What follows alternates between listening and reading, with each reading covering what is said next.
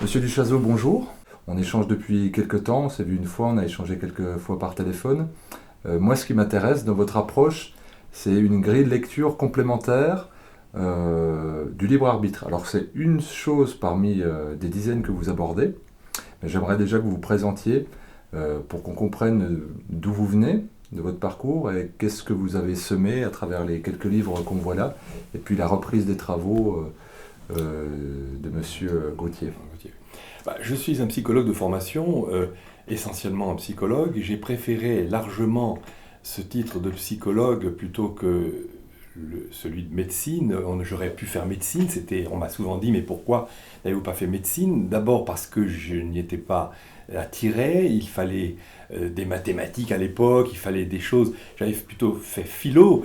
Et le côté psychologique me plaît beaucoup parce que l'endocrinopsychologie, dont on va peut-être un peu parler, est surtout une connaissance de la psyché avant que ça soit celle du corps, celle des glandes endocrines, dont on va aussi parler, je pense.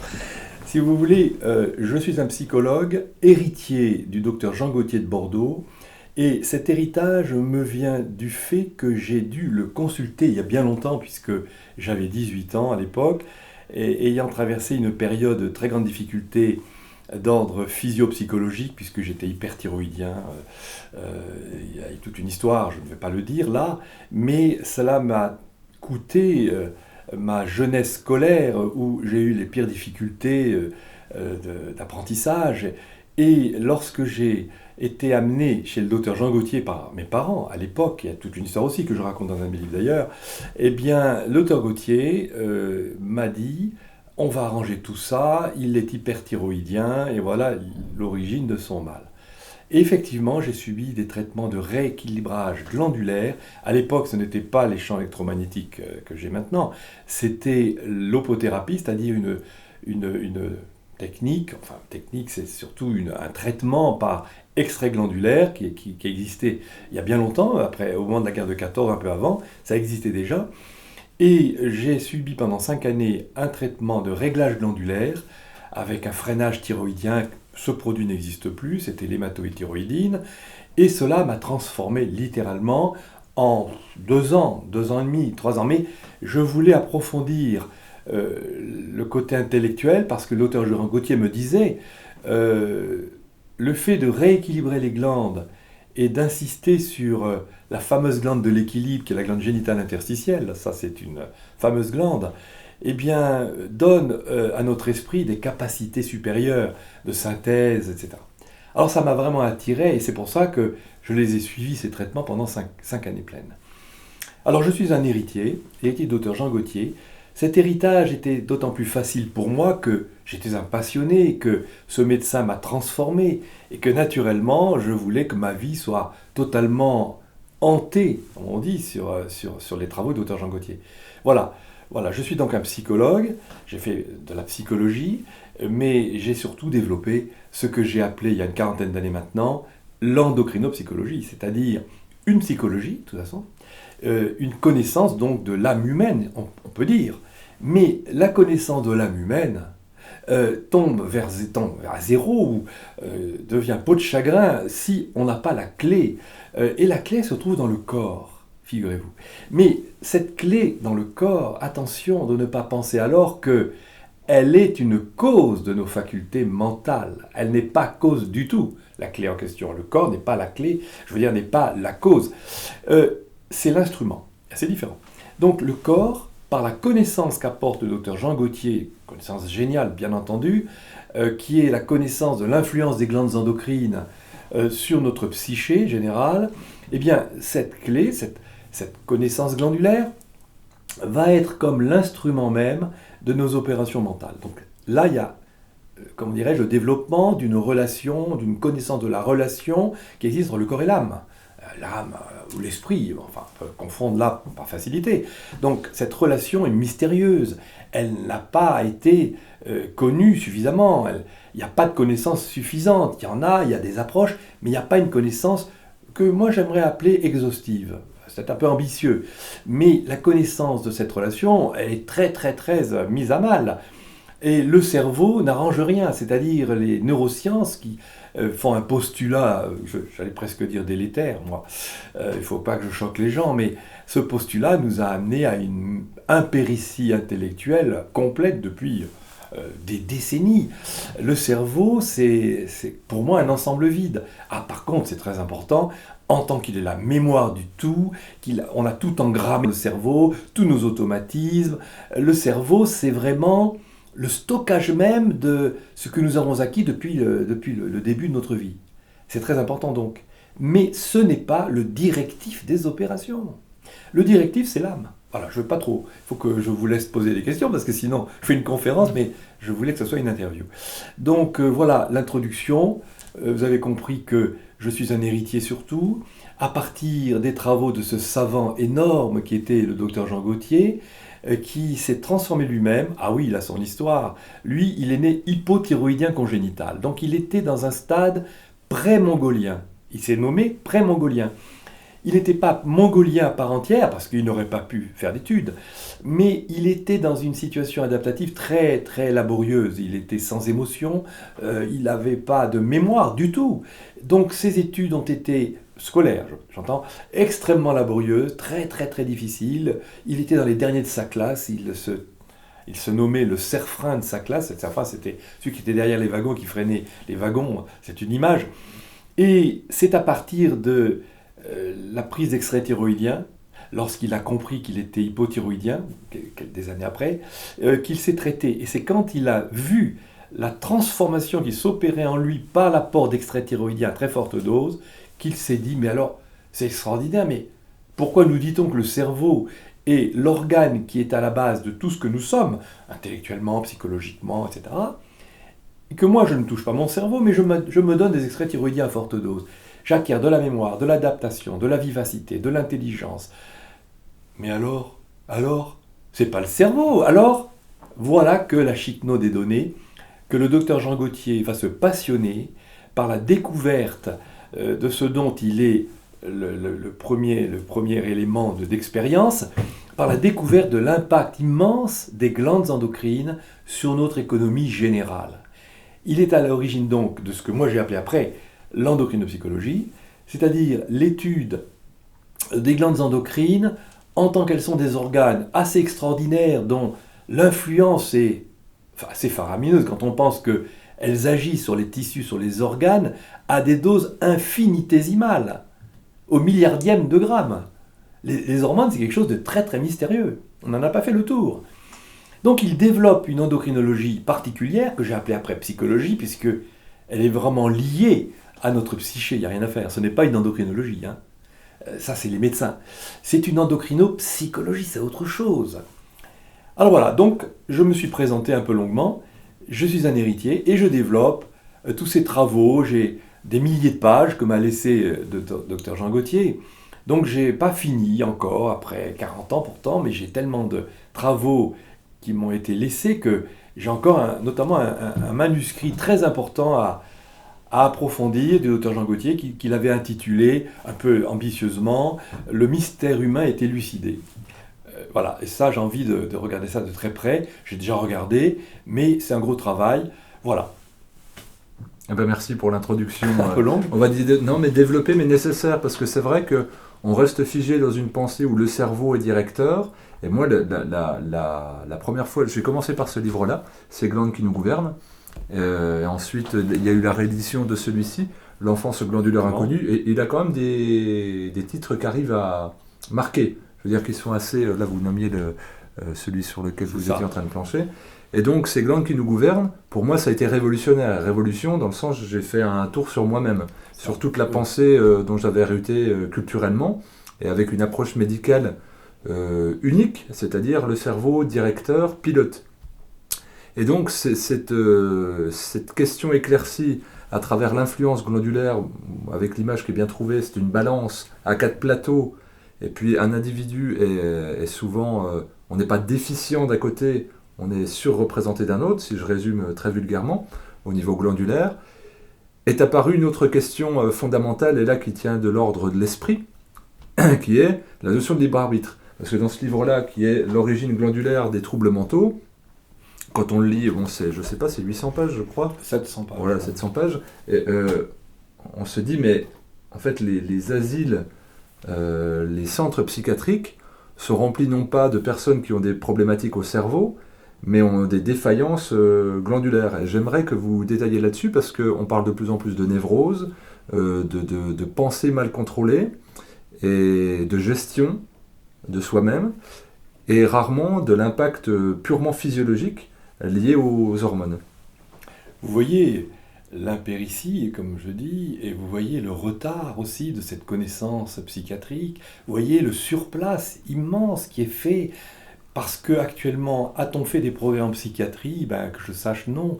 Les progrès sont ceux de la chimie par rapport aux médicaments psychotropes, peut-être, mais sont-ce des vrais progrès? Non, parce qu'on voit bien que les psychiatrisés, donc les malades mentaux, sont laissés pour compte. On voit les émissions au cours des semaines et des mois qui sont faites dans certains cas sur les hôpitaux psychiatriques.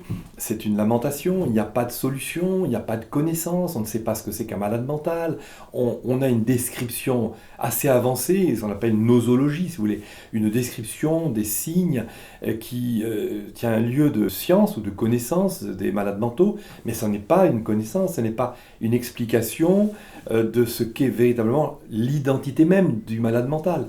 Or, ce livre a pour titre donc, l'origine glandulaire des troubles mentaux. Comme le docteur Gautier l'a montré, il s'agit de troubles qui sont entièrement endocriniens. Mais on est là pour le coup révolutionnaire, parce que lier le mental aux glandes, c'est un réductionnisme, ils disent. Vous réduisez le mental, donc la maladie mentale, à quelque chose de purement physiologique. Ben, c'est ce qu'ils font eux-mêmes quand ils disent que c'est le cerveau, hein. En fait, ils le font eux-mêmes. Simplement, le cerveau n'apporte aucune solution, tandis que les glandes apportent de véritables solutions. Et j'ai eu, moi, personnellement, dans ma clientèle, quelques petits malades mentaux de temps en temps. C'est rare, je ne tiens pas trop à en avoir. Eh bien, on les améliore tout de suite. Ils vont mieux. Et ils vont mieux. Parce qu'on régule les glandes endocrines. Donc, l'esprit reprend du poil de la bête et devient à nouveau capable de réalité.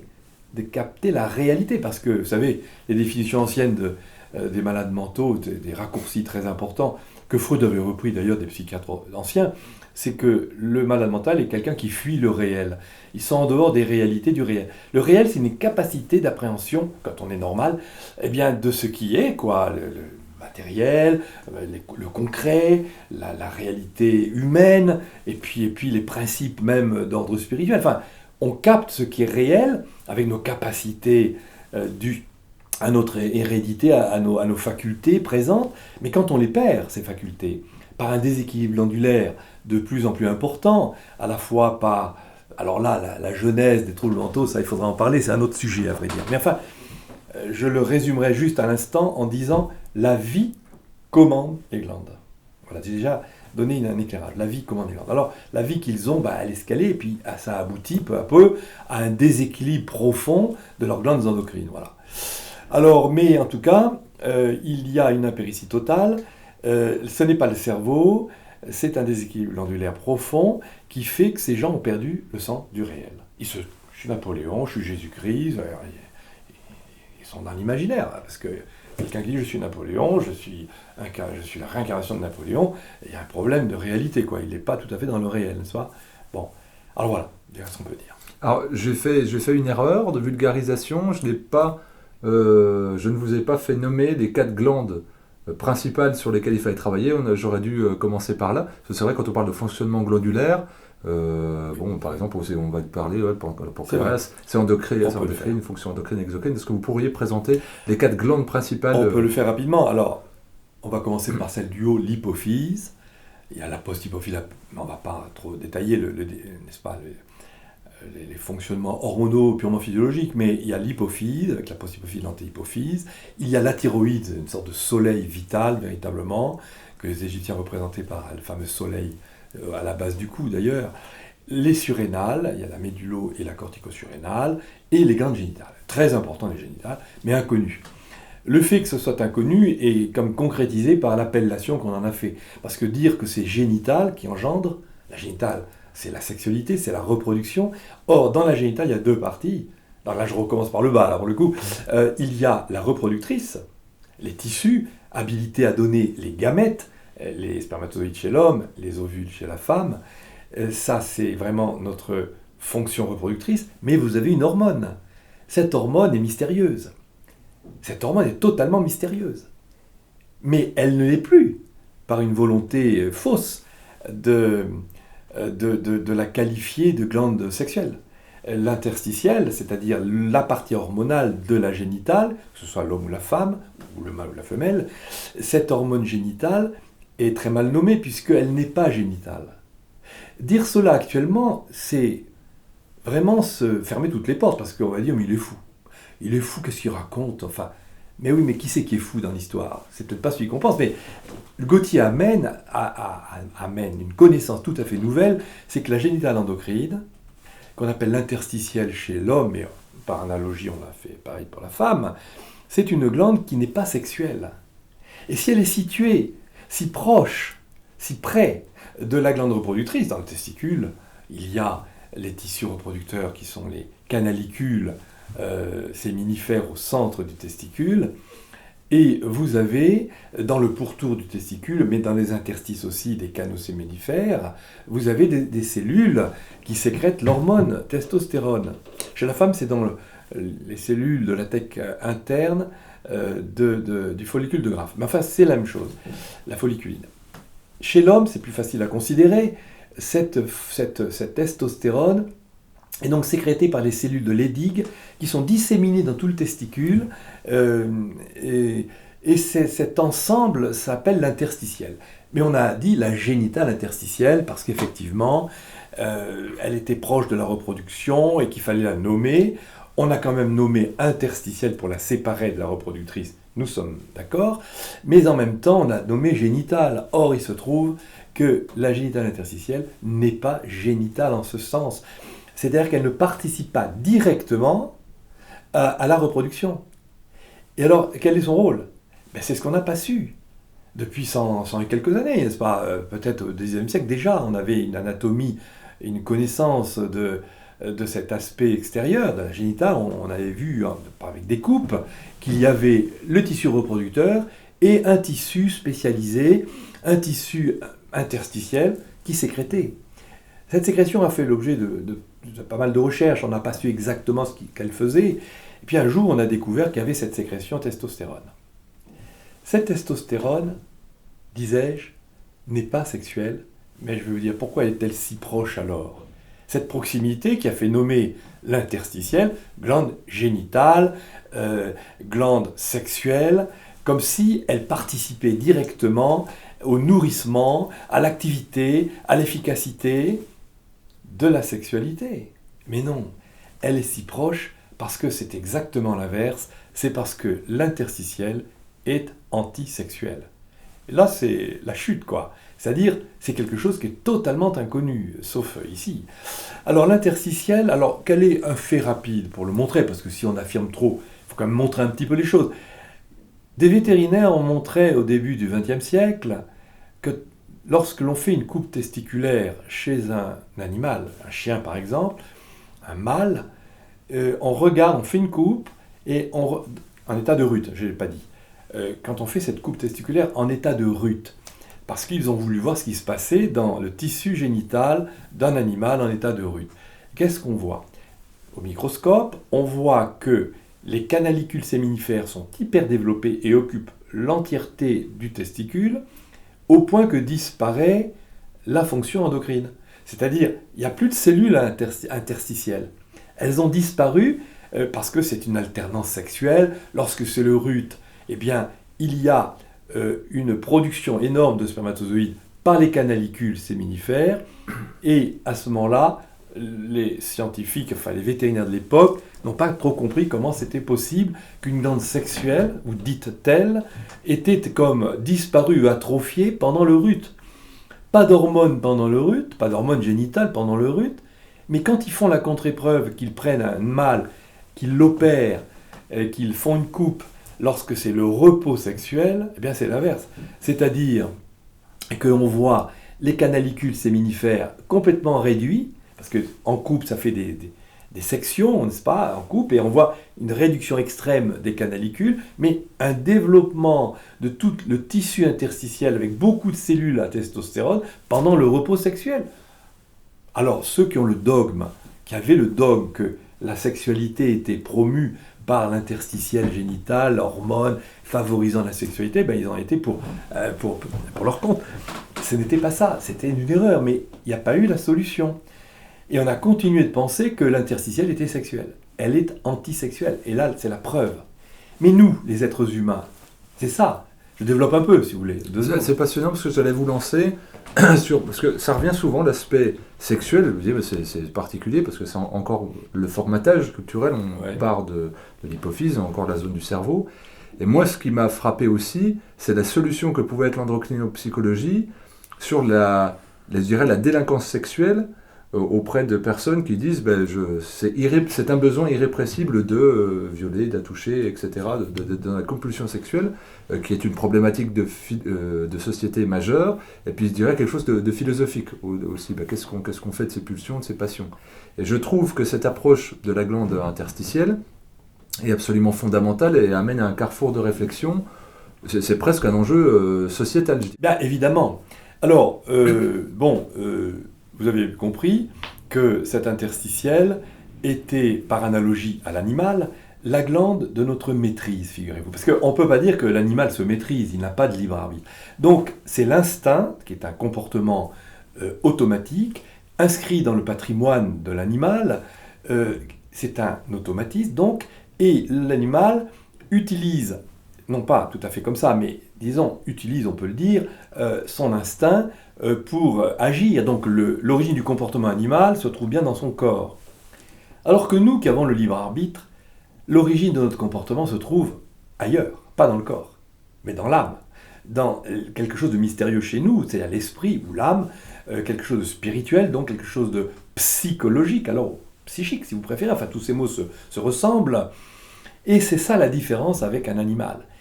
Mais cependant, nous ne pouvons pas nier qu'il y ait une analogie entre les deux, entre l'animal et nous. L'animal, lui, ne se domine pas, mais la domination de sa sexualité est automatique, puisqu'elle est instinctuelle. Donc l'animal, quand c'est le rut, il y va. C'est la période de saillie, il ne réfléchit pas, il n'a pas le sens du but, c'est l'instinct. Quand c'est le repos sexuel, c'est pas la peine d'insister. C'est le repos sexuel, pas question de saillie, c'est l'alternance qui amène à, pendant quelques semaines, ça dépend des animaux, à cet arrêt de toute sexualité animale. Mais ça n'est pas géré par le libre arbitre. Mais nous, puisque nous parlons de sexualité, si on veut bien parler un peu de sexualité, il faut qu'elle soit chez nous comme dépendante d'un contrôle libre. Sinon, on est comme des animaux. Or, nous ne sommes pas des animaux. Nous sommes des êtres humains. Nous avons une partie animale dans le corps. Nous avons des yeux, un nez, etc., des glandes, comme les animaux. Mais nous avons en plus quelque chose de supérieur, qui est l'âme spirituelle. Alors c'est philosophique, d'accord, c'est ça la difficulté, c'est qu'on est à cheval entre le scientifique expérimental et une philosophie de l'être humain qui est une réflexion sur lui, mais qui n'est pas scientifique. C'est ça l'endocrinopsychologie. Il faut à la fois être un peu philosophe sur les bords, réfléchir, et surtout avoir des données concrètes dites scientifiques à ce moment-là. Eh bien, cette analogie avec l'animal fait que notre sexualité, puisqu'on parle de ça, doit être maîtrisée. Eh bien, il se trouve que cette maîtrise possible se trouve dans la même glande qui, chez l'animal, lui fait arrêter sa sexualité quand c'est le repos sexuel. L'interstitiel, mu par l'hypophyse, glande horloge, dans bien des fonctionnements, même humains, est celle qui donne l'ordre à l'interstitiel animal d'arrêter la reproduction, la sexualité. Et par analogie, c'est subtil tout de même, chez nous, nous avons dans notre génital interstitiel, non pas la cause, jamais la cause, on ne serait pas libre, mais l'instrument même, c'est-à-dire le conditionnement de cette opération qu'on appelle la volonté ou la maîtrise. Nous sommes des êtres capables de maîtrise, mais à la condition que nous ayons développé cet instrument glandulaire. Et qu'est-ce qui développe cet instrument glandulaire? La volonté, bien sûr, mais ça commence comment? Ça commence par l'éducation. Un enfant qui vient au monde, au tout début, il est allaité par sa maman, d'accord, et puis il évolue, puis il a 1 an et demi, 2 ans, il commence à apprendre le langage, il a subi une première puberté, mais ça, on ne va pas faire un cours, et à ce moment-là, l'équilibre glandulaire est avéré, et l'enfant se développe de plus en plus vers un libre arbitre possible, à la condition que nous ayons, nous les parents, tous les parents qui éduquent leur enfant, à la condition donc que nous développions dans cet enfant quelque chose, quoi, de particulier, qui est la future capacité de se maîtriser, c'est-à-dire le moyen de rester libre. Sinon, la psychiatrie, c'est ceux qui ont perdu le libre arbitre. Hein. Donc, pour ne pas être malade mental, il faut commencer très tôt à garder en nous, mais par l'éducation d'abord, après c'est nous-mêmes qui le faisons, mais au début, nous inculquons aux enfants des facteurs ou des jalons, pas des carcans, il ne faut pas dire ça, mais disons des structures mentales qui vont permettre qu'il enregistre petit à petit ce qui est bien pour éviter ce qui est mal. C'est des notions tout à fait philosophiques ou anthropologiques. Mais c'est quoi? Quand je fais ces incursions d'ordre philosophique ou moral, on pourrait m'accuser de dire le moral, écoutez, c'est pas notre problème. Non, pas du tout. Le moral fait partie de l'homme, l'être humain. Mais nous sommes dans le glandulaire. Donc on va lier cet aspect moral au glandulaire. Je ne veux pas faire de hors-sujet. Quand je dis moral, ça veut dire la façon de vivre. Si ma façon de vivre ne respecte pas mon équilibre glandulaire, parce que je vis avec une liberté qui n'est pas conforme, ma liberté, elle n'est pas faite pour me déséquilibrer, elle est faite pour m'équilibrer de plus en plus. Et ce libre arbitre est d'ordre spirituel, nous sommes d'accord. Mais attention, notre corps n'est pas libre.